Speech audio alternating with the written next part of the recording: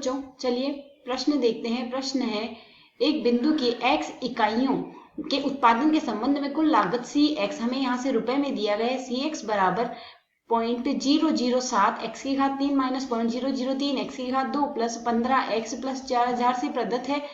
सीमांत लागत ज्ञात कीजिए जबकि 17 इकाइयों का उत्पादन किया गया है। तो यहाँ से 17 इकाइयों का उत्पादन है तो सीमांत लागत ज्ञात करनी है। तो इस प्रश्न को करने हेतु हमारे पास यहाँ से हमारी मुख्य अवधारणा कार्य करेगी। मुख्य अवधारणा जो हम यहाँ पर लगाएंगे इस प्रश्न को करने हेतु, यदि हमें यहाँ से cx दी गई, cx यदि हमारे पास कुल लागत है तो हमारे पास यहाँ से सीमांत लागत यदि हम लिखना चाहें तो सीमांत लागत हमारे पास लिखी जाएगी cx का अवकलन वो भी x के सापेक्ष। तो सीमांत लागत हो जाएगी dcx बट्टे आएगा हमारे पास यहाँ से dt। तो इसी आधार पर यदि हम सरल करें तो cx हमें प्रश्न के अनुसार दी गई है। cx बराबर है 0.007 x की घात 3 माइनस 0.003 x की घात 2 आएगा प्लस 15x आएगा, साथ ही हमारे पास यहाँ से 4000 आएगा। तो इस आधार पर यदि हम इसका अवकलन कर दें तो dc बट्टे dx ज्ञात करेंगे। तो dc बट्टे dx x के सापेक्ष अवकलन करते हैं तो यह मान आएगा 0.007 गुणा 3x की घात 2 आ जाएगा, साथ ही यहाँ से मान आएगा 0.003 आ जाएगा और x की घात 2 का अवकलन होगा 2x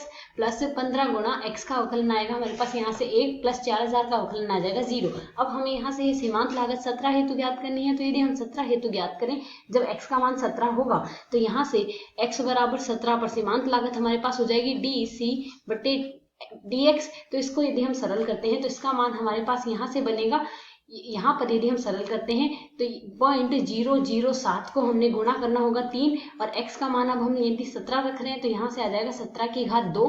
अब इसे सरल करें, माइनस में हमारे पास आएगा 0.00। अब यहाँ से हमारे पास मान था 0.003 और x की घात 2 का अवकलन था 2 और x का मान यदि हम रखेंगे यहाँ पर आएगा 17 और साथ ही था हमारे पास यहाँ पर प्लस 15, तो प्लस 15 लगा देंगे। अब यदि हम इस मान को यहाँ से सरल करते हैं तो हमारे पास मान बनेगा 6.069 माइनस अगले पद को सरल करने में 0.102 प्लस 15 आ जाएगा, जिसे हम सरल करके यहाँ पर लिख सकते हैं 20.967। यह आ जाएगी हमारे पास यहाँ से सीमांत लागत जब x बराबर 17 है। आशा है समझ आया। धन्यवाद।